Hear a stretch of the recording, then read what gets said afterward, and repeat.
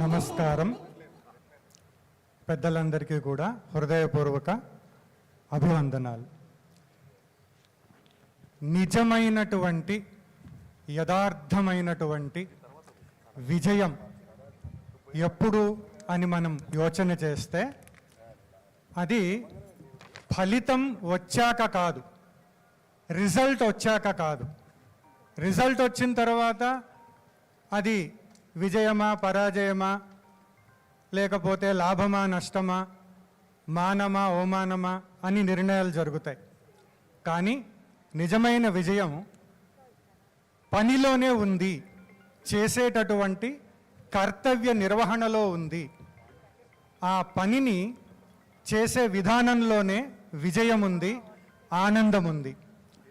విజయం అనేది ఫలితం వచ్చిన తర్వాత కాదు, ఆనందం అనేది ఫలితం వచ్చిన తర్వాత అనుభవించడం అనేది కాదు. అది కాలంలో వస్తుంది, కాలంలో పోతుంది.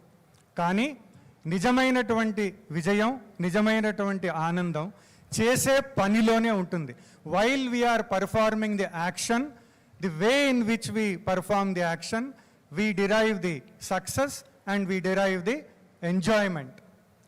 For that there are few things that are very important. మొట్టమొదటిది, మనస్సుని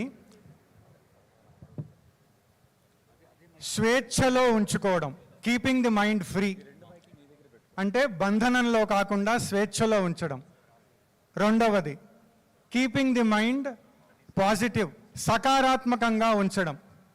మూడవది, కీపింగ్ ది మైండ్ ప్యూర్, పవిత్రంగా ఉంచడం.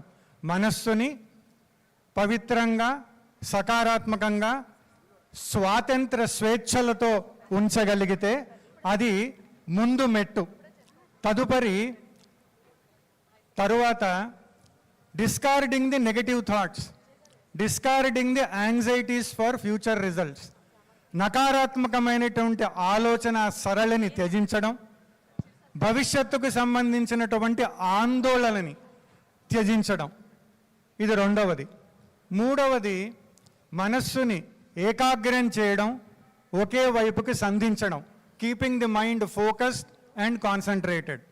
తర్వాత నాలుగవది, having a strong intention to bring out the best possible performance.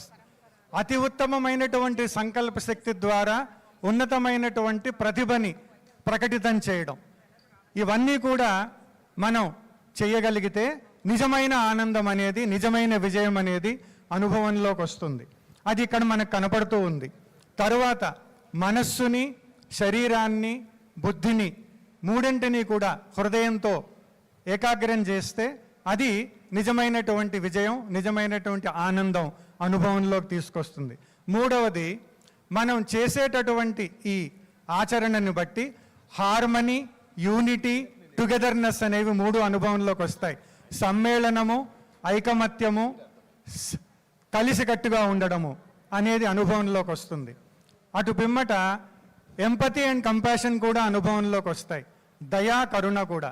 అటు తరువాత హెల్ప్ఫుల్నెస్, ఎంకరేజ్మెంట్, కోఆపరేషన్, సహకరించడము, సహాయం చేయడము, ఒకరితో ఒకరు కలిసికట్టుగా ఉండడము. ఇవన్నీ అనుభవంలోకి వచ్చినప్పుడే నిజమైనటువంటి విజయం, నిజమైనటువంటి ఆనందం మనకు అనుభూతిని కలిగిస్తాయి. అదే ఇక్కడ మనకు తెలియవస్తూ ఉంది.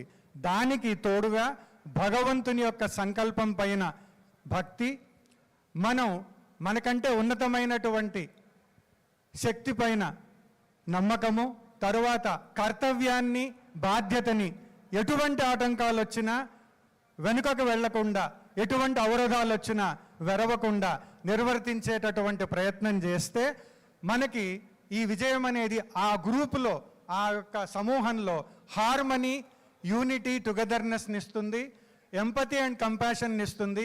కాన్ఫ్లిక్ట్స్, స్పర్ధలు, విభేదాలు, ఘర్షణలు అన్నీ తొలగిపోయి హెల్ప్ఫుల్నెస్, కోఆపరేషన్, ఎంకరేజ్మెంట్ ఈ మూడు కూడా మనకు అనుభవంలోకి వస్తాయి.